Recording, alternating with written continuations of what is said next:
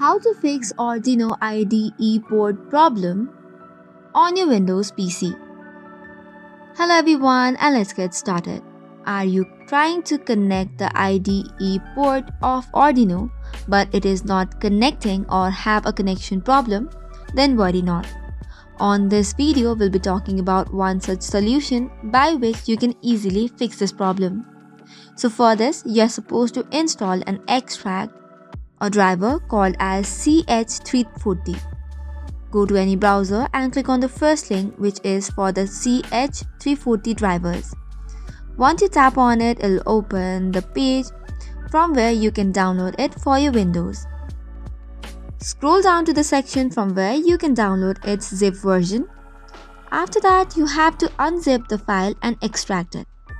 Then tap on the install button, which is available in the Arduino IDE when the CH340 is connected. After that, you can see a COM port in the Tools Serial Port menu option and your issue is fixed. So this is all for today's video. For more such contents, do not forget to hit the like and subscribe button. Thank you and keep watching.